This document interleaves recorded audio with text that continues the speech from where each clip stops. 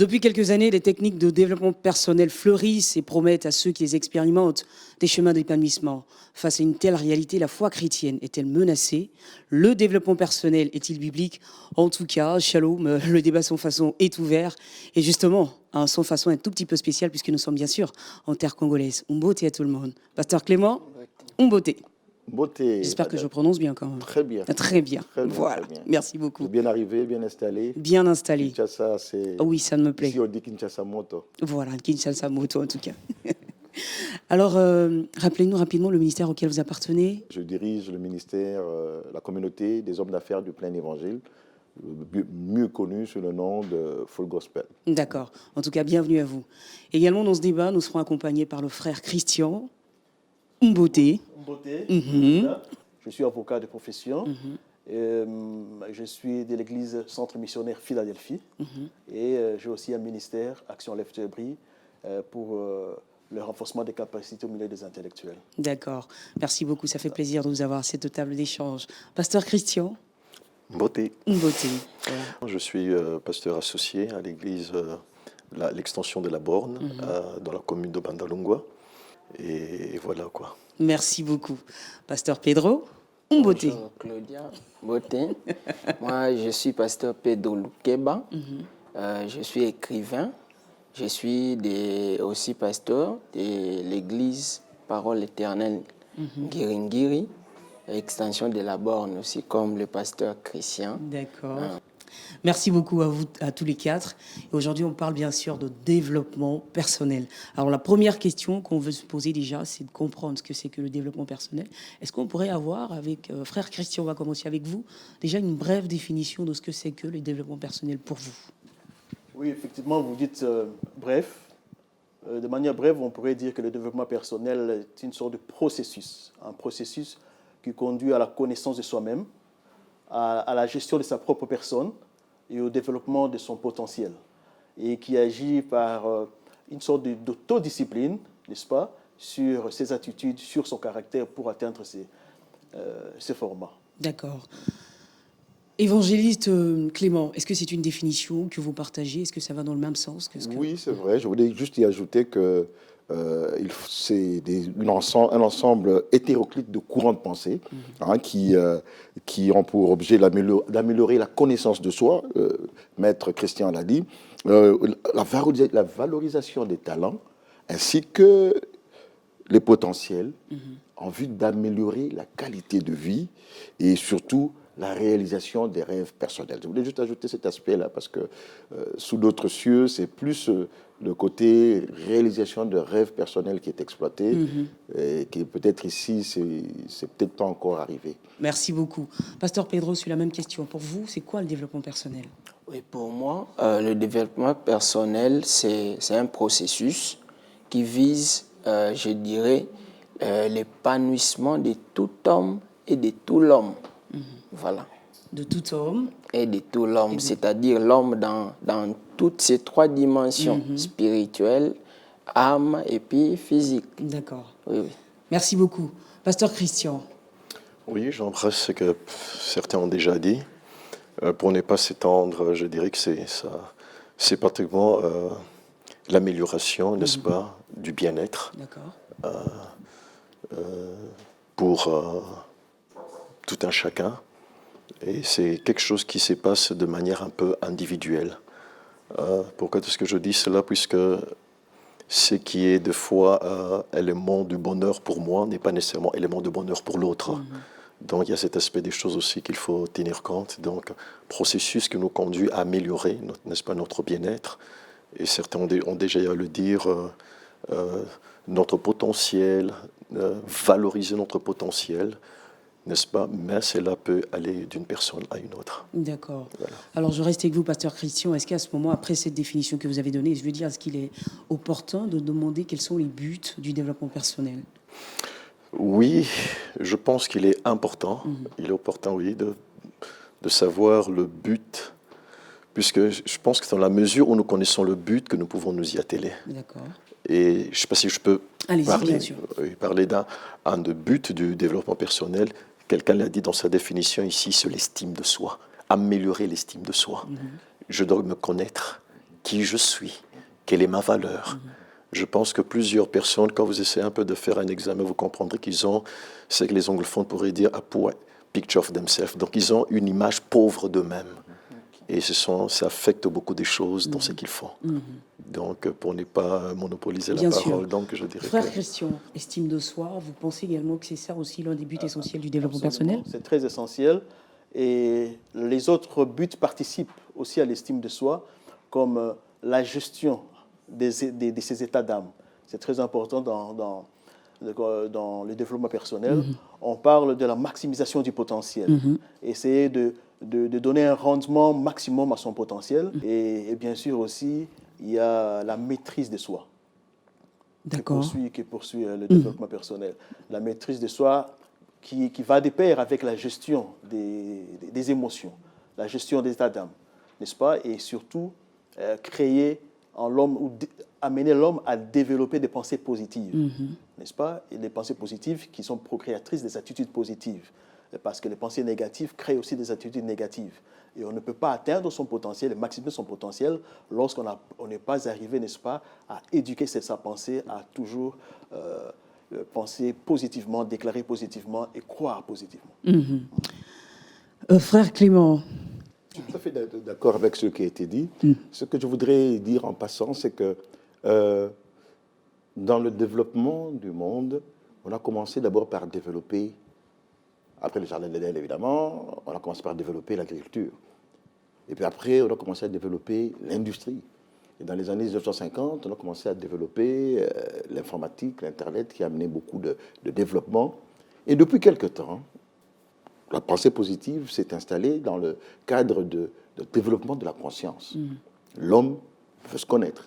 J'ai parlé tout à l'heure de rêve. Carl Jung, je pense que c'est lui qui dit que la démarche, le développement personnel est plus basé sur la réalisation de son rêve. Donc, à ce que nos amis ont dit, je voudrais insister sur que le rêve personnel, chercher à réaliser son rêve, c'est une des clés de développement personnel, surtout à l'étranger. Peut-être moins ici en Afrique, mais à l'étranger, c'est vraiment la réalisation de son rêve. Tu vois, vous allez trouver quelqu'un qui travaille depuis 20 ans et qui se remet en question et qui va il va passer par des coachings, par des formations en coaching, en mentoring, pour pouvoir se rapprocher son vécu de son rêve. Donc voilà ce que je pouvais ajouter. D'accord. Pasteur Pedro, toujours sur la même question. Oui, le but du développement personnel, moi je pense que c'est d'abord se connaître. C'est pour que l'homme puisse se connaître. Qui est-il? Qu'est-ce qu'il a? C'est à partir de ces moments-là qu'on doit maintenant valoriser ce qu'on a comme potentialité. Et voilà. Alors, je vais rester avec vous. Maintenant qu'on sait la définition du développement personnel, on sait également le but du développement personnel. Alors, qui est concerné justement par ce développement personnel ou par le développement personnel? Moi, je pense que tout le monde est concerné. Bien que dans la pratique, ceux qui au fait, se spécialisent dans ces domaines-là, en fait, ils visent d'abord les gens qui ont des problèmes, qui veulent améliorer un peu. Il y a des choses qu'ils doivent corriger peut-être dans la façon de voir les choses. Mais moi, je pense que tout le monde est concerné. D'accord, tout le monde à est partir concerné. du moment où tout le monde a un objectif à atteindre, et a quelque chose qu'il veut, moi, je pense que tout le monde est concerné. D'accord. Oui. Frère Christian, tout le monde aussi, selon vous, est concerné justement par, Oui, je pense par le que tout le développement monde est personnel. concerné, comme il est dit, par le développement personnel, à partir du moment où, soit que l'on recherche de l'assurance, certaines personnes manquent un peu d'assurance en eux-mêmes, soit qu'on veut donner plus de rendement à ce que l'on fait, alors on peut avoir besoin, n'est-ce pas, de faire des techniques de développement personnel. Mais je voudrais insister aussi sur les personnes morales. Les entreprises, les organismes, aujourd'hui, ont besoin de pouvoir créer des climats de coopération, de collaboration efficaces entre les membres et les collaborateurs et les ouvriers. Et là, le développement personnel aussi intervient. On permet aux gens de pouvoir se connaître et connaître l'autre.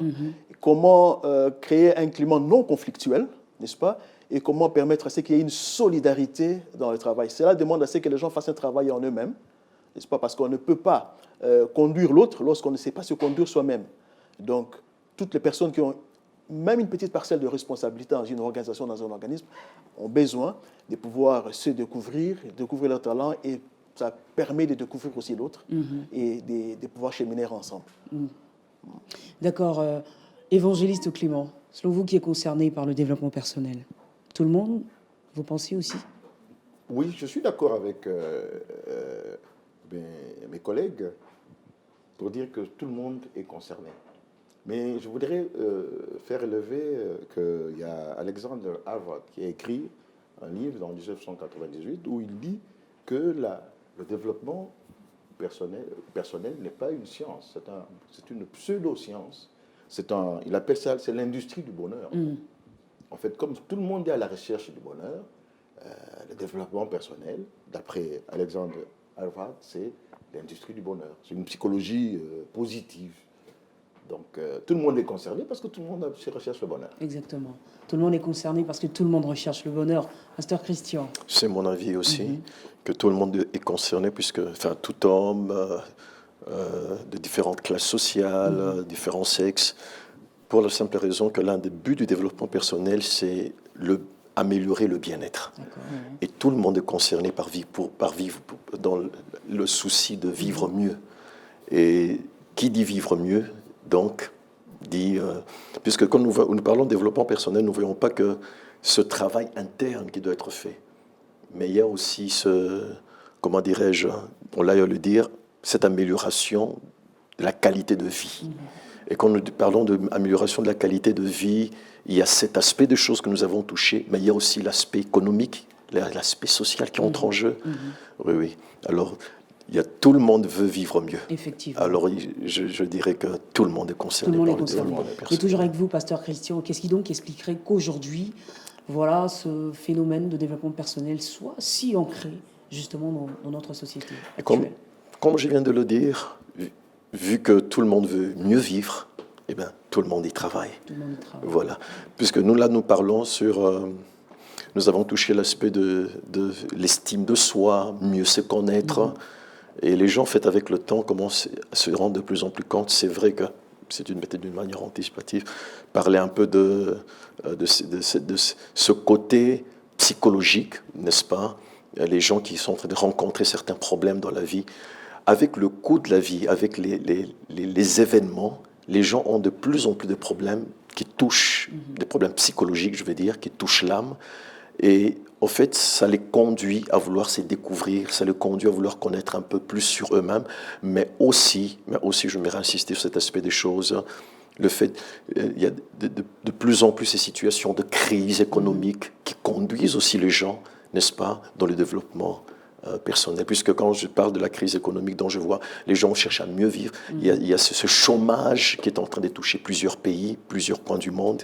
Eh bien, c'est tout à fait normal que nous puissions, que tout le monde, et que ça justifie au fait le fait qu'aujourd'hui on parle un peu plus, n'est-ce pas, du développement personnel. Du développement personnel. Frère Christian, c'est votre avis également aujourd'hui, pourquoi? Oui, effectivement, j'insiste sur le fait qu'au XXIe siècle, là, nous sommes dans un monde très compétitif. Et ce climat a créé beaucoup de stress. Beaucoup de stress dans le milieu professionnel, beaucoup de stress dans les milieux sociaux, n'est-ce pas, avec tous les problèmes économiques que nous avons, et qui font que lorsqu'on ne sait pas gérer ces stress-là, on finit par craquer. Vous verrez que dans certains pays, l'industrie pharmaceutique est vraiment l'industrie la plus prospère. Si vous allez aujourd'hui aux États-Unis, au Canada, vous constatez que pour tout problème, il y a un médicament. Pour tout problème. Alors, c'est là que le développement personnel trouve sa place. En ce qui permet aux gens de pouvoir gérer leur stress, de pouvoir transformer le stress, n'est-ce pas, en énergie positive. Ne pas considérer les problèmes, les échecs comme des ennemis, mais avec l'éducation au développement personnel, on permet aux gens de pouvoir comprendre comment exploiter les obstacles, comment exploiter les problèmes qui viennent vers vous de manière positive. Sans cela, on craquerait. Et vous verrez que dans la société aujourd'hui, beaucoup de gens qui n'ont pas cette grâce de rencontrer, même par un pasteur ou par qui que ce soit, un coach ou un mentor ou un aide au point de vue psychologique finissent par craquer, tomber dans les médicamentation de toutes sortes, et qui expriment en réalité le besoin d'avoir cet encadrement-là, cet accompagnement psychologique, cet accompagnement spirituel, n'est-ce pas, qui permet de mieux gérer sa personne, ses états d'âme, ses stress, ses problèmes intérieurs. Pasteur Pedro, vous avez quelque chose à ajouter? Je suis d'accord avec ce qui vient d'être dit, mais je voulais ajouter aussi pourquoi cet engouement vers le développement personnel. C'est parce que le développement personnel propose un certain nombre de techniques, de méthodes, comme on vient de le dire ici, qui peuvent aider l'homme à surmonter les obstacles, et aider aussi l'homme à trouver la solution à ses problèmes. Tout le monde, étant donné qu'il veut trouver solution à son problème, voilà, que tout le monde y court. Voilà. Tout le monde y court, ça s'explique bien.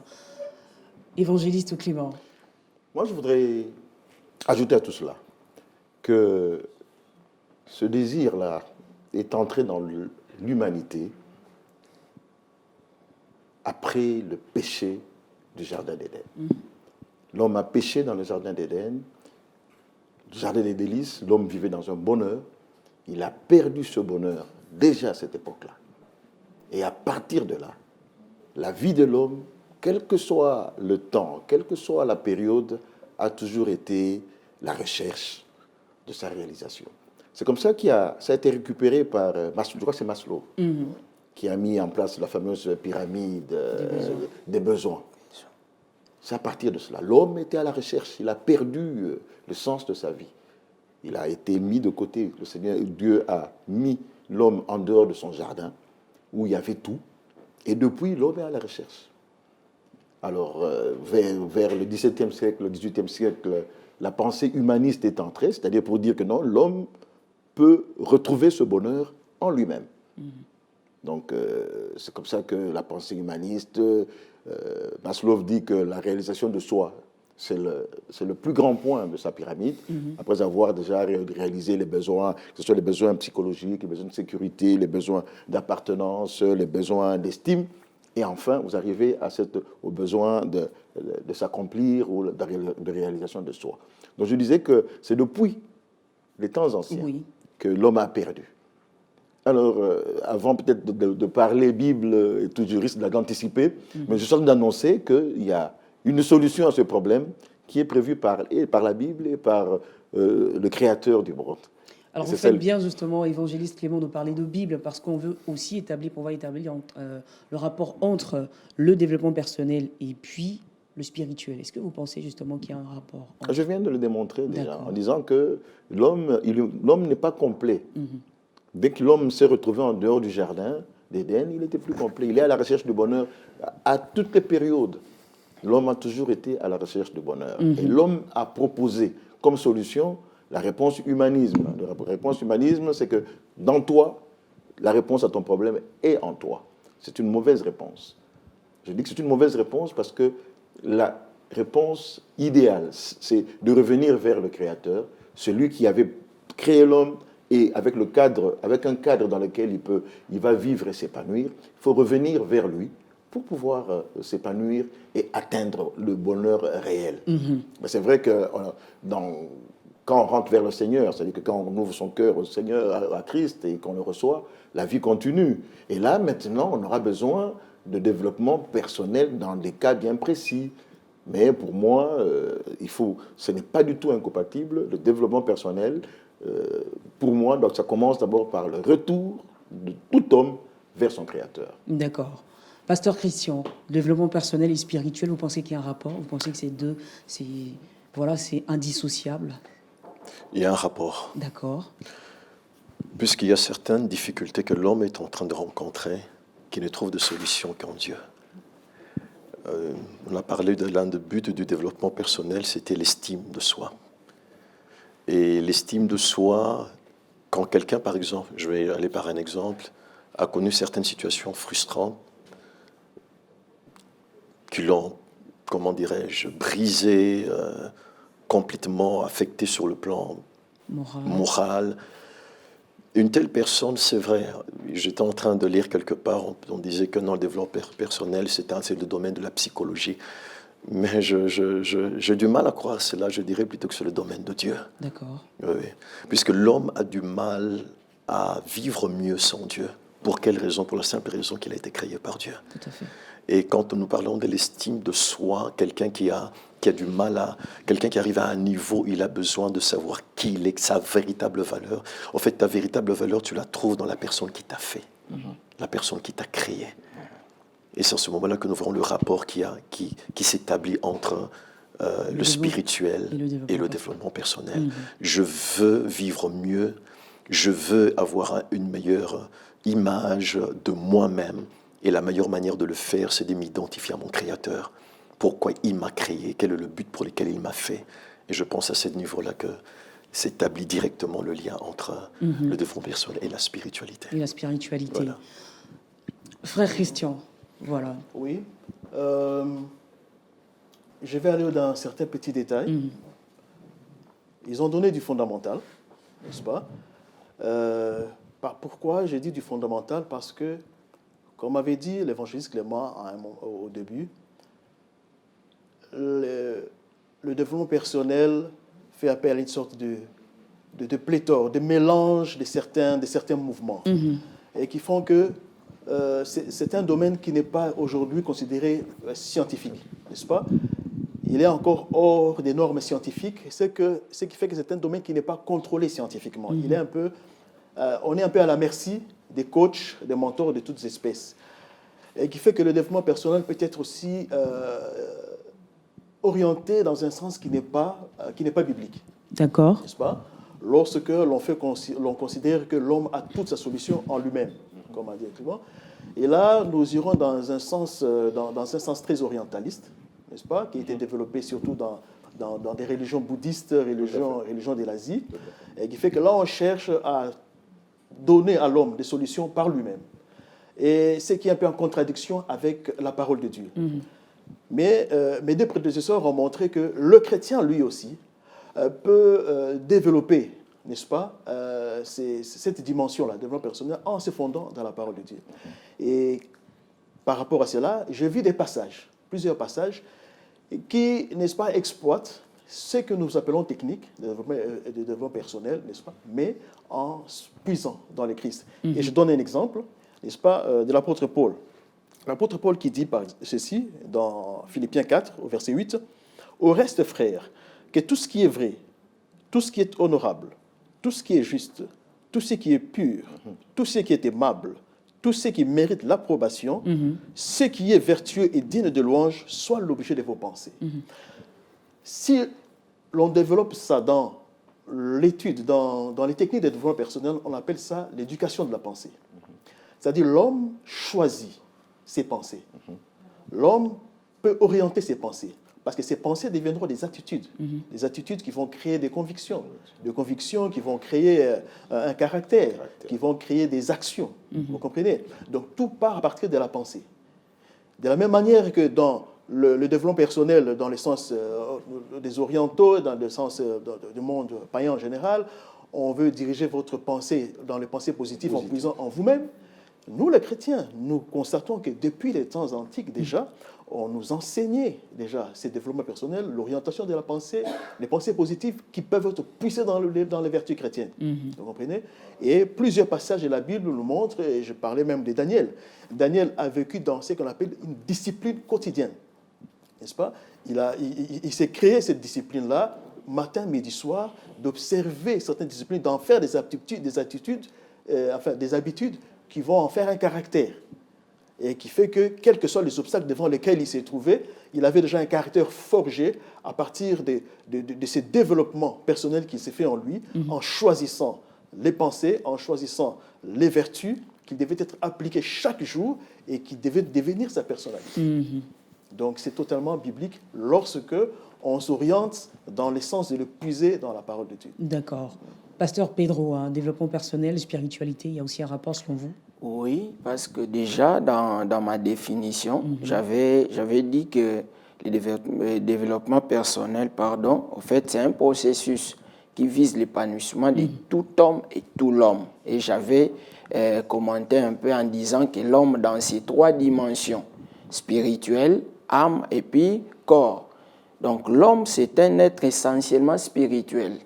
Spirituel et puis, en tant que tel, le développement personnel passe d'abord par la spiritualité avant d'observer un certain nombre de techniques visibles comme ça. Donc la spirituelle a sa place dans le développement personnel. D'accord, donc vous l'avez montré clairement que spiritualité et développement personnel, les deux, effectivement, vont de pair. Oui. Alors, on va rester dans la Bible, justement, avec vous, frère Christian, vous le disiez à l'instant. Il y a beaucoup de textes, en fait, qui montrent, effectivement, qu'on peut aussi puiser donc, des vertus, effectivement, dans la parole de Dieu pour accompagner, bien sûr, le développement personnel. Alors, est-ce qu'il y a des principes bibliques, on va peut-être essayer de les citer s'il y en a, qui se rapportent, justement, au développement personnel? Un principe fondamental que j'ai vu dans la Bible, c'est celui de la discipline. La discipline dans sa vie, dans la gestion de ses sentiments, de ses envies. J'ai vu l'apôtre Paul en parle, et c'est en tout cas l'auteur de la Bible qui parle le plus de développement personnel. Dans 1 Corinthiens au chapitre 9, à partir du verset 24, il dit « Ne savez-vous pas que ceux qui courent dans les stades courent tous, mais qu'un seul remporte le prix? Courez de manière à le remporter. Tous ceux qui combattent s'imposent toute espèce d'abstinence, et ils le font pour obtenir une couronne corruptible. Mais nous, faisons-le pour une couronne incorruptible. Moi donc, je cours non pas comme à l'aventure, je frappe non pas comme battant l'aile, mais je traite durement mon corps et je le tiens assujetti, de peur d'être moi-même désapprouvé après avoir prêché aux autres.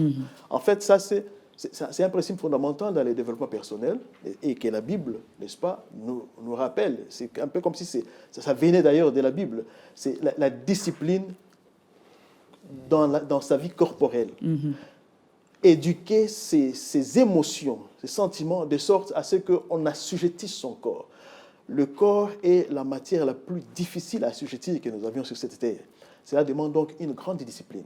Cela demande à ce que chaque jour, l'on dirige sa pensée et l'on pose des actes qui nous amènent, n'est-ce pas, à nous créer ce caractère-là. Et ce principe d'autodiscipline est un principe fondamental de self-leadership qu'exploite la Bible. Et c'est ce que aussi Daniel a fait. Cette autodiscipline, n'est-ce pas, qui amène à la gestion de soi, la gestion de ses émotions et l'éducation de sa pensée, l'orientation de sa pensée dans des choses positives selon la vertu chrétienne. Évangéliste Clément, est-ce qu'il y a d'autres justement éléments de réponse par rapport à la même question? Est-ce qu'on a des... il y a. La Bible est remplie de... C'est pratiquement le recueil des principes divins pour solutionner les problèmes de l'homme. Dieu est amour, il nous a donné sa parole pour solutionner à l'homme, solutionner les problèmes qui lui arrivent depuis qu'il a quitté le jardin d'Éden, justement. Je voudrais être plus pratique. J'ai parcouru un document d'une coach conférencière internationale, Madame Louise Hay. Et elle apprend, elle parle comme principe de développement personnel, elle parle de la limitation. Elle dit que l'esprit de l'homme, aujourd'hui, est limité. L'homme utilise 10% de ses capacités. Et il y a 90% qui ne sont pas utilisées. Elle demande à l'homme d'abandonner ses limitations personnelles et de changer par un changement de pensée. C'est développé, c'est une dame qui est conférencière, qui a écrit des livres, j'ai vu, elle a vendu pour 5 millions de livres, c'est une méthode qu'elle développe. Donc cette méthode, nous l'avons dans la Bible. Romains 12, 1 nous le dit, que soyez renouvelés dans votre intelligence. Donc, on n'a pas besoin de lire un si bon livre écrit par Mme Louise Hay. Vous lisez Romains 12, 1 à 2, c'est une instruction claire qui nous demande simplement d'être renouvelés dans l'esprit de son intelligence. Et vous mettez ça en pratique, vous allez, par cette méthode, avec l'aide du Saint-Esprit, vous allez déplacer les limites qui se posent à vous dans votre vie de tous les jours, vous allez améliorer votre manière de penser, Tout simplement parce que le Saint-Esprit vous accompagne. C'est pour ça que dans la Bible, il y a un autre passage qui dit, c'est Paul qui le dit, qui dit par rapport à tous ceux qui sont faibles, tous ceux qui rencontrent des problèmes, tous ceux qui sont dépassés, qui, sous d'autres cieux, vont enrichir les thérapeutes, les les pharmacies et tous les autres. Paul dit, je puis tout par celui qui me fortifie. Et celui qui me fortifie, c'est qui? C'est Christ. Donc nous, l'Église, les chrétiens, nous avons la solution à beaucoup de problèmes qui se posent à nous. Et on n'a pas à chaque fois à aller se lancer dans la recherche des solutions que le monde apporte. Parce que derrière les solutions du monde, il y a, par exemple, un mouvement comme New Age. Ça, j'ai répondu. Un mouvement comme New Age, c'est un mouvement qui est basé, humaniste, basé sur l'homme, où Dieu n'a pas de place. Donc, les chrétiens, nous devons faire attention par rapport au développement personnel. Mais je voudrais compléter en disant que je suis d'accord qu'il y a des domaines où le développement personnel, les méthodes proposées par ceux qui enseignent le développement personnel sont nécessaires. Dale Carnegie, qui a écrit plusieurs livres, enseigne le développement personnel, mais pour les commerciaux. Donc, dans une entreprise, on apprend aux commerciaux à accroître leur portefeuille d'affaires, donc à développer leur business. Ça, c'est encouragé, que ce soit pour les chrétiens ou les non-chrétiens, c'est dans un but bien précis, économique. D'accord. Pasteur Christian, est-ce que vous pensez qu'il y a justement d'autres principes bibliques qui se rapportent donc au développement personnel? Si. Il y a par exemple le principe du travail. Vous serez étonné, émerveillé par des textes bibliques qui vous montrent que sans travail, il n'y a pas de développement.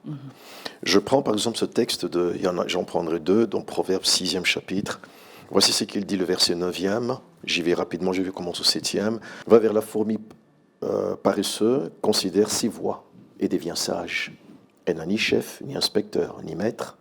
Elle prépare en été sa nourriture, elle amasse pendant la moisson de quoi manger. 9e verset, paresseux, jusqu'à quand serais-tu couché? Quand te lèveras-tu de ton sommeil? Un peu de sommeil, un peu d'assoupissement, un peu croiser les mains pour dormir, et la pauvreté te surprendra, n'est-ce pas, comme un rôdeur, et la disette comme un homme en armes. Et je vais dans le livre de Proverbes, le 14e chapitre, je vais lire le 23e verset qui établit clairement le principe « Tout travail procure l'abondance ». Tout travail procure l'abondance, mais les paroles en l'air ne mènent qu'à la disette. Et je vais terminer avec le livre de Thessaloniciens, le deuxième livre de Thessaloniciens. Nous sommes dans le 3e chapitre, et je m'aimerais lire rapidement le 10e verset, car lorsque nous étions chez vous, nous vous disions expressement, si quelqu'un ne veut pas travailler, qu'il ne mange pas non plus. Tu ne peux pas. L'un des buts que nous avons eu à épingler concernant le développement personnel était améliorer son bien-être.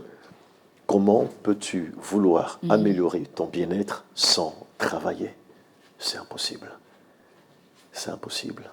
Et actuellement, nous sommes en train de remarquer qu'il y a plusieurs personnes qui, malheureusement, veulent mieux vivre sans travail. Ça va à l'encontre des principes de la parole de Dieu. Et même quand nous parlons de l'estime de soi, il y a un travail qui doit être fait. Ça n'arrive pas comme ça. Je dois faire un travail, et le bien-aimé Christian en face de moi a le dire, le travail se fait à quel niveau?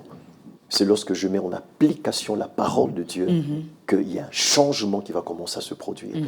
Ce n'est pas juste en écoutant la parole de Dieu, mais en y croyant et en appliquant. Que dit la Bible? Ne soyons pas des auditeurs oublieux. Nous écoutons, mais nous ne pratiquons pas. Alors il n'y a pas changement. Il n'y a pas changement. Plusieurs endroits, vous verrez que des fois, excusez-moi, dans certains milieux, plusieurs églises, mais peu de changements. Pour quelle raison? Puisqu'il n'y a pas un travail. Et le travail qui manque, le travail de mettre en application la parole ou les principes bibliques qui, seuls, contribuent efficacement, je dirais, à ce développement personnel. Voilà. Alors, frère Christian, dites-nous justement en quoi est-ce que les principes bibliques et le développement personnel divergent. Nous serons nuancés, puisque nous avons pu déjà montrer ici que la Bible regorge elle-même, n'est-ce pas, de plusieurs principes concernant le développement personnel. Et surtout, si vous lisez Salomon dans les Proverbes, vous verrez qu'il donne beaucoup de conseils. Quand il dit « garde ton âme plus que tout », c'est une éducation à laquelle il nous appelle, à savoir protéger notre âme. Notre âme, c'est le siège de nos sentiments, de nos émotions. Donc, un travail quotidien que nous avons à faire en nous-mêmes. La divergence vient lorsque nous abordons le développement personnel sous l'angle que nous pouvons appeler mondain. C'est un monde qui a beaucoup de charlatans, parce qu'il n'est pas encore normalisé scientifiquement. On parle de pseudosciences, on parle de pseudopsychologie, on parle de pseudothérapie, et c'est là maintenant qu'on va trouver une divergence avec les normes bibliques. Lorsque le développement personnel envoie les gens à tout puiser en eux-mêmes, et il fait des gens des dieux autonomes. Des dieux autonomes qui ont eux-mêmes la solution à tout. Et vous verrez qu'en voyant Hollywood, n'est-ce pas, et même les réseaux sociaux, on nous amène tous à chercher la solution en nous-mêmes, n'est-ce pas? Nous sommes nous-mêmes nos deus ex machina, n'est-ce pas? Nous pouvons sortir toutes les solutions à tous nos problèmes nous-mêmes. Et c'est là maintenant qu'on éloigne l'homme de Dieu. Et comme on dit mes prédécesseurs, on ne peut pas trouver solution en dehors de Dieu. Lorsqu'on veut opposer la science à Dieu, c'est qu'on n'a pas encore bien connu Dieu, parce qu'il est le créateur de la science. Et lorsque le monde offre le développement personnel, on prend des principes qui sont déjà dans la Bible, mais on présente cela aux hommes comme si c'était des principes créés par des hommes ou créés par des religions autres que la religion chrétienne. Vous voyez? Donc, la grande divergence entre le principe de développement personnel et les principes bibliques vient lorsque les principes de développement personnel puisent leur solution uniquement en l'homme. Et que l'homme est le tout, l'alpha et l'oméga, pour résoudre ces problèmes. Mais nous pensons que pour faire converger les principes de développement personnel avec la Bible, il faut rechercher dans la parole les vertus que nous pouvons adopter, en faire une discipline dans nos vies et pouvoir maximiser notre potentiel. Parce que nous atteignons notre potentiel en atteignant la vision que Dieu a pour nous. Et comment atteindre la vision que Dieu a pour nous si on ne se recherche pas en Dieu? Comme disait Dr. Miles Monroe, il est plus tragique de vivre sans but que de mourir. Donc, la mort n'est pas un drame, mais le plus grand drame, c'est de vivre sans connaître son but sur la terre. Vous voyez? Et le but, il y a deux manières de le chercher. Soit on le recherche dans sa propre intelligence, n'est-ce pas? On le recherche selon des normes tout à fait païennes, ou alors on le recherche en Dieu. Et là, on cherche la vision que Dieu a pour nous. Et quand on a la vision que Dieu a pour nous, on peut faire converger les principes de développement personnel avec la Bible. En dehors de Dieu, alors là, vous pouvez être sûr qu'on va chercher le développement personnel dans l'homme. Et en cherchant dans l'homme, en réalité, comme tout est spirituel, comme a dit le pasteur Pedro tout à l'heure, tout est fondamental spirituel, on va aller plutôt tomber dans l'autre esprit. N'est-ce pas? Parce qu'il y a toujours le spirituel qui fonde tout. Si on ne se plonge pas dans le spirituel selon la parole de Dieu, même si on ne l'avoue pas, on tombera dans le spirituel, n'est-ce pas, selon le monde, selon l'esprit méchant. Merci beaucoup, frère Christian. Pasteur Pedro, vous, justement, sur la même question, est-ce que vous pensez qu'il y a divergence entre, par moment, les principes de développement personnel et... Ok, permettez-moi de revenir un tout petit peu en arrière par rapport aux principes bibliques du développement personnel. Je vois par exemple dans la rencontre de Dieu avec Jérémie. Dieu dit à Jérémie, je t'envoie. Jérémie dit non, moi je suis un enfant.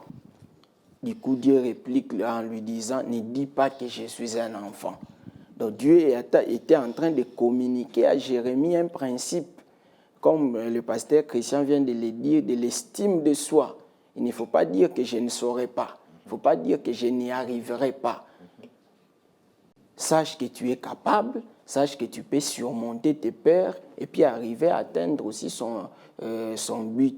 Et puis, la rencontre de Dieu avec Gédéon, c'est presque pareil. Voilà. Gédéon dit, je suis pauvre, voilà ma famille la plus pauvre. Moi, je suis d'ailleurs le dernier de ma famille. Et là, Dieu lui dit, va avec la force que tu as. Donc Dieu était en train de dire à Gédéon, même si tu es pauvre, même si tu es le dernier de ta famille, mais il y a quelque chose que moi j'ai mis en toi, crois. Encore une fois, on revient à l'estime de soi. Crois à ce que j'ai mis en toi et tu peux relever les défis.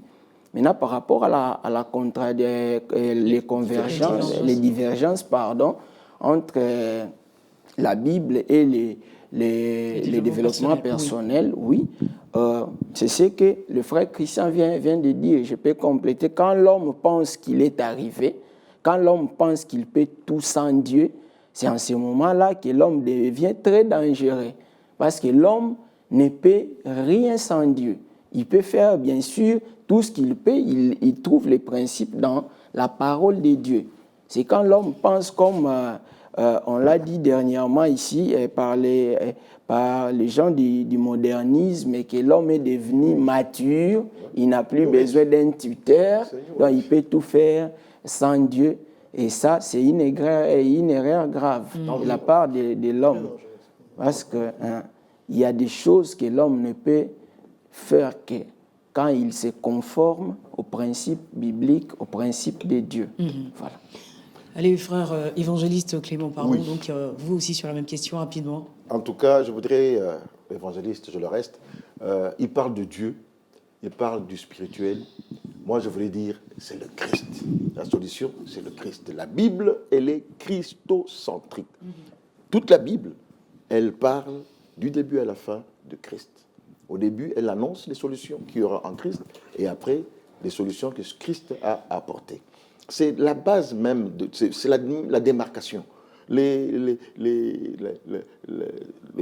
méthodes utilisées par les adeptes du développement personnel, ils sont dans la psychologie.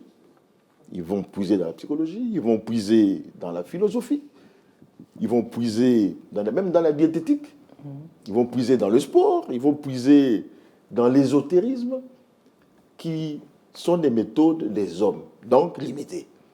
Par contre, la méthode du Créateur, c'est Christ. Avec Christ, je l'ai dit, avec Christ, on peut tout. Avec Christ, on devient une nouvelle créature. Et en plus, les choses anciennes sont passées, tout devient nouveau pour toi. Donc, il y a une différence fondamentale entre ces méthodes. Les méthodes bibliques sont christocentriques, donc basées sur Christ. Christ est la solution. Et les autres, bon, c'est une approche, l'homme tente, essaie, erreur, avec l'ésotérisme et toutes les pensées orientales que nous ne maîtrisons peut-être pas toujours, qui se glissent. C'est très dangereux. Alors, pasteur Christian, le pasteur Pedro tout à l'heure citait justement Gédéon, donc voilà un personnage biblique qui a à sa façon expérimenté le développement personnel. Est-ce que vous pensez qu'il y a d'autres personnages bibliques qui ont aussi, d'une façon ou d'une autre, expérimenté le développement personnel dans leur vie? Oui, on a plusieurs d'ailleurs. Il y en a plusieurs. On a parlé de Gédéon. En fait, je ne sais pas pourquoi j'ai pensé au même personnage quand il était en train de parler. Et à ma grande surprise, pouf, il a lancé ça. Mais je pensais vraiment à Gédéon, puisque c'est un personnage qui m'a vraiment marqué dans la Bible, n'est-ce pas, qui a expérimenté le développement personnel. Mais nous pouvons aussi parler il y a Timothée dans la Bible, à qui Paul est en train d'encourager. On dit que personne ne méprise ta jeunesse. Personne. Pourquoi il le lui dit? Puisqu'il savait que tu vas avoir des défis, des obstacles où les gens auront tendance à te sous-estimer. Or, nous avons parlé que l'un des buts, justement, n'est-ce pas, du développement personnel, c'est l'estime de soi. Voilà, améliorer l'estime de soi. Exactement. Vous voyez, il dit que personne ne te méprise. Il dit, et puis il lui donne quelques conseils, n'est-ce pas, pour lui montrer que non. Il parle même de comment améliorer ses relations. Voilà. Timothée l'expérimenté. Et je peux même aussi, il y a plusieurs exemples qui me viennent à l'esprit. On peut parler aussi même de David qui a expérimenté ce développement personnel, qui a voulu être écrasé par ses frères lorsqu'il s'est rendu sur ce terrain de bataille alors qu'Israël était face à Goliath. Il arrive sur le terrain de bataille et il y a Eliab qui est en train de s'adresser à lui, son grand frère, en disant « Toi, je connais ta malice, je sais que tu es orgueilleux, qu'est-ce que tu es venu faire ici ?» Mais non, il ne se laisse pas faire. Il ne se laisse pas faire. C'est vrai que vous sentez qu'il se fortifie en lui-même. Il se détourne de ces langages, de ce discours qui te conduit à te sous-estimer. Il dit non, mais il dit, je livrerai bataille au nom de l'Éternel. C'est pourquoi mes prédécesseurs ont eu à le dire que Dieu joue, je dirais, 99% de rôle dans le développement personnel. Il se tourne vers Dieu malgré l'opposition de ses frères. On pourrait même dire que généralement, la plus grande opposition que nous rencontrons, c'est, vous serez surpris, c'est l'opposition venant de nos propres membres de famille qui nous connaissent, voilà, et qui ont tendance à nous montrer que nous sommes rien alors que nous avons quelque chose. Nous sommes quelque chose et nous avons quelque chose. Et nous avons quelque chose. Donc je peux parler de David, je peux parler de Joseph, qui me revient à l'esprit. Joseph a expérimenté le développement personnel. Ce n'est pas des choses qui ont été faciles. En fait, je me rends compte que le développement personnel, voilà, il faut le vouloir, il faut se battre pour ça.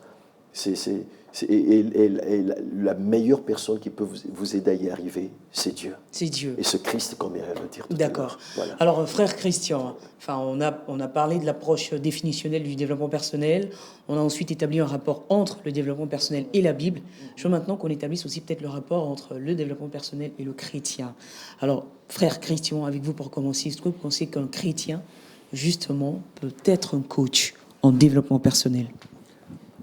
Oui, je le pense exactement. Et il y a une phrase phare que je lance toujours, c'est que nos attitudes, bien plus que nos aptitudes, déterminent notre altitude. Or, le chrétien dit « je suis la tête et non la queue ». Mais on ne devient pas la tête en proclamant. On devient la tête, n'est-ce pas, en s'y exerçant. Il faut connaître certains principes pour devenir la tête. Devenir la tête, c'est accéder à des responsabilités. Devenir la tête, c'est accéder à des échelles de décision, à exercer un certain leadership. Comment peut-on exercer un leadership sur les autres lorsqu'on n'a pas un leadership de soi-même? Et vous constaterez dans la société que les personnes qui n'ont pas la maîtrise de soi, les personnes qui ne se connaissent pas eux-mêmes, se font toujours un sérieux problème à se laisser suivre. On les obéit de manière positionnelle. Ils ont un leadership de position. Dès qu'ils perdent ces positions, la personne ne les suit. Or, le leadership, c'est être suivi volontairement par les gens. Et pour ça, il faut connaître l'autre. Et le chrétien, on l'a dit, il est la lumière du monde. Il doit influencer. Et pour influencer, il faut que les personnes, n'est-ce pas, avec qui vous entrez en contact, puissent vous apprécier en tant qu'homme, en tant qu'être humain. Donc vous pourrez bien sauver des âmes, guérir des malades, mais si vous avez une personnalité, n'est-ce pas, méprisable, c'est difficile de pouvoir amener les gens à Christ. Donc nous faisons le mentoring de développement personnel au milieu des chrétiens, parce que nous savons que l'homme doit toujours au quotidien, tant qu'il vit, s'améliorer, être un meilleur lui-même, donner le meilleur de lui-même. Les principes bibliques, comme on dit, la Bible n'est pas un roman. Les principes bibliques sont donnés, mais maintenant, il y a des enseignements. En droit, on dit les mesures d'application des lois. Une loi sort, mais il faut des règlements, il faut des arrêtés, il faut des circulaires pour la mettre en application. Donc, on vous enseigne la foi, n'est-ce pas? On dit la foi, c'est la ferme assurance, c'est ce qu'on espère, la démonstration de ce qu'on ne voit pas. Maintenant, comment avoir cette ferme assurance des choses qu'on va espérer? Comment pouvoir démontrer ces choses qu'on ne voit pas? Il y a une discipline à observer, n'est-ce pas? Il y a des attitudes à observer. Il faut travailler dans les caractères, travailler dans les attitudes des gens pour les amener, n'est-ce pas, à cela. Donc, je pense que ce mentoring est quelque chose de très important et devrait être même l'œuvre de tous les ministres de Dieu, de pouvoir être des bons mentors pour leurs fidèles. D'accord. Alors, évangéliste Clément, justement, est-ce que vous pensez qu'un chrétien, voilà, peut être un coach en développement personnel?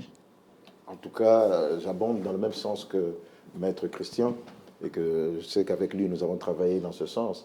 Je ne vais pas rebondir sur tout ce qu'on fait en matière de leadership transformationnel, c'est-à-dire que pouvoir amener l'homme à impacter, parce que nous sommes la lumière du monde et le sel. Je voudrais parler d'un domaine où c'est important de mettre en pratique le développement personnel, c'est le ministère que nous avons auprès des couples, le ministère que nous avons auprès des jeunes qui doivent se marier, ce service d'écoute par rapport aux jeunes entrepreneurs, nous qui sommes, j'ai dit que j'étais chef d'entreprise depuis 20 ans, tout ça, c'est dans l'Église que nous le faisons, avec des principes chrétiens. Sans un accompagnement, un couple jeté à lui-même, ils peuvent jeûner 7 jours sur 7, ils peuvent réciter la Bible, mais très souvent, ils se retrouvent dans un mur. C'est pour ça, la Bible, l'Église organise le système de parrainage. Voilà.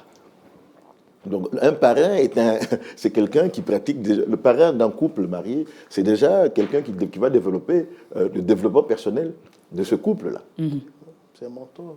Oui, c'est un mentor parce qu'il, lui, il s'inscrit dans la durée, tandis qu'un coach, c'est par rapport à du présent. Donc, je voulais dire que ça va de soi. Je l'ai dit au départ que Christ est la solution à tous les problèmes, mais ça n'empêche pas aux chrétiens, dans certains domaines, j'ai parlé du domaine commercial, puisque je suis homme d'affaires, qu'on peut connaître sa Bible du début à la fin, on peut jeûner et tout ça, mais si pour développer son carnet, son portefeuille relationnel ou son portefeuille client, on a besoin, en plus des études, mais d'être formé sur certaines méthodes. Méthode sur comment parler en public, par exemple, comment résoudre des conflits. C'est des choses qui, dans l'Église, mises en pratique, permettent, avec les méthodes, parce que avec les méthodes bibliques, mais c'est des choses qui peuvent vraiment donner des solutions et améliorer le style de vie, la qualité de vie de beaucoup d'entre nous. D'accord. Alors, pasteur Christian, justement, puisque vous êtes pasteur, est-ce qu'un pasteur, souvent, ne joue pas, justement, ce rôle de coach en développement personnel? Je dirais que les pasteurs jouent souvent ce rôle, souvent. Dans le travail que nous faisons, je dirais même qu'une grande partie du travail, c'est sur le développement personnel. Nous aidons les gens justement à, comme on a eu à le dire tout à l'heure en parlant du but du développement personnel, à se découvrir en Dieu, bien entendu, qui ils sont, leurs valeurs, leur potentiel, leurs talents, n'est-ce pas? Nous les conduisons, nous les enseignons à travailler, à organiser leur travail. Toutes ces choses, puisque, oui, c'est vrai, j'ai vu un peu votre expression. Oui, nous enseignons aussi aux gens comment ils peuvent organiser leur journée pour une meilleure productivité. Nous sommes toujours dans les cadres de développement personnel. Alors, je pense qu'en tant que pasteur, oui, nous jouons le rôle de coach dans le développement personnel. D'accord. Pasteur Pedro, assez rapidement, vous aussi, vous êtes pasteur. Vous jouez souvent ce rôle-là? Oui, les pasteurs jouent ces rôles-là, mais moi, je dois mentionner un peu, compléter les pasteurs chrétiens en disant que bien que nous jouons ces rôles, mais nous ne devons pas oublier notre but essentiel de ramener la personne vers Dieu. C'est quand la personne rencontre Dieu que cette personne peut se connaître elle-même et puis valoriser ce qu'elle a. Rencontre Christ, je préfère. Oui, oui. Quand la personne rencontre Christ, oui, bien évidemment. Frère Christian, assez rapidement pour vous, est-ce qu'il y a des dangers aussi dans la pratique justement du développement personnel?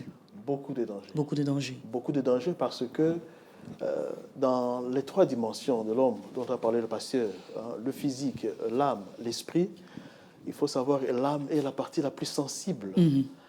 C'est là où tous nos sentiments s'expriment, nos émotions s'expriment. Et lorsque nous sommes pris en charge par quelqu'un qui touche à notre âme, il peut nous détruire, il peut nous construire.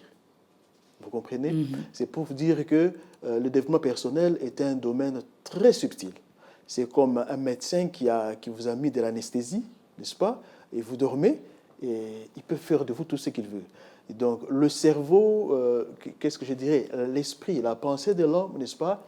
Est un peu, je dis bien un peu, c'est une image, prise en otage par son coach, par son mentor. Parce que la personne vient pour des besoins. Les personnes viennent pour atteindre, n'est-ce pas, un certain idéal. Les personnes viennent parce que le développement personnel leur promet le bonheur, promet le bien-être, promet l'épanouissement, promet ceci, et les personnes se livrent. Et maintenant, le coach, quel que soit son statut, n'est-ce pas, a un certain pouvoir. Et voilà pourquoi il faudrait que même dans l'Église, parce que même dans l'Église, on sait que Christ a dit il y a le vrai et l'ivré. Même dans l'Église, il est bon de pouvoir contrôler un peu ces enseignements, n'est-ce pas, de développement personnel tel qu'il se donne, le coaching qui se donne au milieu des églises. Dans la mesure du possible, l'Église devrait aussi s'organiser pour permettre à ce qu'il n'y ait pas le débordement, qu'il n'y ait pas l'exploitation de l'homme, n'est-ce pas? Parce que dès que vous touchez à l'âme, aux sentiments des personnes, aux émotions des gens, vous pouvez les manipuler. Il y a beaucoup de dangers qui demandent à ce que l'on puisse, nous, dans l'Église, dans la mesure de ce que nous pouvons faire, bien contrôler et canaliser cela. D'accord. Par rapport au monde, nous ne savons pas quel conseil nous pouvons faire. Ça, serait peut-être l'État, n'est-ce pas, qui pourrait essayer de voir s'il n'y a pas possibilité de mettre de l'ordre dans un domaine qui n'est pas encore scientifique, qui n'est pas encore normalisé et qui est à la merci, n'est-ce pas, des charlatans de toutes espèces. L'État peut faire le travail, n'est-ce pas, de premier responsable du bonheur de ses citoyens en essayant de contrôler ces domaines-là. D'accord. Pasteur Christian, on revient encore dans l'Église. Est-ce que vous pensez aussi justement que l'Église devrait encourager donc, la pratique du développement personnel? Oui, mais comme mes prédécesseurs ont eu à le dire, il faut qu'il y ait des garde-fous. Il faut faire attention qu'il n'y ait pas de débordement. Je vais donner quelques exemples. Aujourd'hui, dans certaines églises, entre guillemets, il y a des prophéties. Le bien-aimé maître Christian a eu à le dire tout à l'heure. Quand vous touchez, vous pouvez amener quelqu'un à, comment dirais-je, vous touchez l'âme d'une personne et vous amenez la personne à connaître un certain épanouissement, un certain épanouissement, je vais m'expliquer. La personne est touchée par l'enseignement que vous avez donné, la personne s'ouvre à vous. Attention, ce moment-là, quand il n'y a pas de garde-fou, il y a ce danger de pouvoir amener la personne à des manipulations, des messages, soi-disant venant de Dieu, qui sont libérés. Le but est lequel? Puisque le but d'un message prophétique, c'est d'encourager.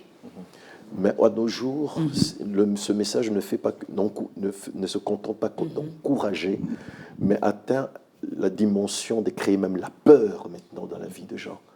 Là, c'est ce qu'on appelle, il y a déviation. Alors la personne reçoit un message prophétique, la prophétie elle est biblique, mais elle n'a pas respecté les normes bibliques.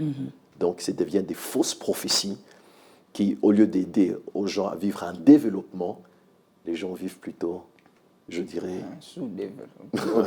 comment j'appellerais ça, une déviation. Une illusion. Voilà, et c'est là où se trouve le danger. Donc, il est bon que l'Église pratique le développement personnel, mais en restant dans le cadre de la parole de Dieu. Restons là. La Bible, elle est suffisante en elle-même pour produire le meilleur développement personnel qui puisse exister. Merci beaucoup. Voilà. Pasteur Pedro, donc rapidement, ça sera par la même occasion votre mot de fin aussi. Voilà, une petite synthèse concernant bien sûr ce thème-là. Je dirais, l'Église doit encourager le développement personnel, mais l'Église doit insister sur le fait que le meilleur coach, c'est le Saint-Esprit. Le meilleur guide, c'est la parole de Dieu. C'est pourquoi nous croyons qu'on peut pratiquer le développement personnel, mais tout en restant dans la parole de Dieu. Merci. Je vous en prie. Évangéliste Clément, rapidement la synthèse par rapport à ce grand thème qu'on retient. Oui, merci encore. Le thème est très enrichissant. Il y a beaucoup de choses à dire. On avait préparé plusieurs choses, mais bon, en 52 minutes, on ne peut pas tout dire. Mais ce qui est vrai, c'est que l'Église, comme l'a dit mes prédécesseurs, c'est que l'Église a son rôle à jouer. Parce que le Créateur, avec la parole de Dieu, il nous a tout donné. Tout à fait. Et il faut veiller dans l'Église qu'il n'y ait pas de déviation. Et au niveau public et au niveau étatique, que l'État peut s'impliquer aussi pour essayer de réglementer. Parce que nous sommes dans un domaine qui est une pseudo-science. C'est du charlatanisme. En fait, c'est un espace qui est donné aux charlatans, donc aux vendeurs de rêves, à tous les aventuriers de tous bords. Vous verrez, les livres sont écrits 7 méthodes pour devenir riche. Vous verrez des livres, il y en a plein, et ils sont vendus en millions. Il faut faire quelque chose. Il faut revenir à la saine, j'allais parler de la saine doctrine, non. Il faut revenir à la réalité. Moi, comme évangéliste, je suis dans un ministère où nous allons parler de Jésus à partir de son témoignage de vie. Je vous parle de ce que Jésus a fait en moi, ce que j'étais avant, ce que je suis devenu quand je l'ai rencontré et ce que Dieu a fait pour que je sois aujourd'hui dans les normes chrétiennes.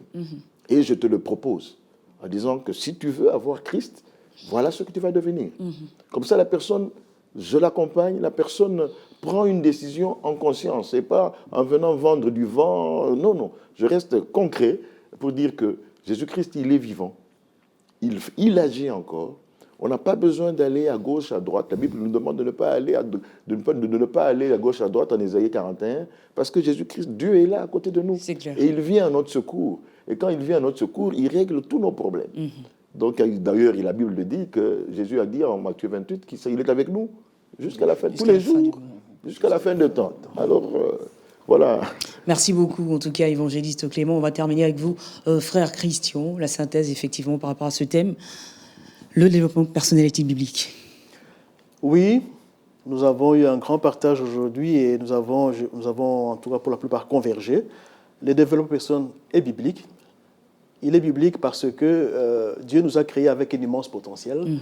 Et quand Christ est venu, il a dit, si tu crois réellement et tu dis à cette montagne, déplace-toi, elle va se déplacer, elle va se jeter à l'eau. La montagne, ce sont les obstacles, la montagne, ce sont les défis, ce sont les problèmes. Et Christ nous dit que nous avons la foi qu'il a mise en nous, peut nous permettre de faire des miracles, peut nous permettre de déplacer des montagnes, de réaliser tous les grands défis que le monde peut nous réserver.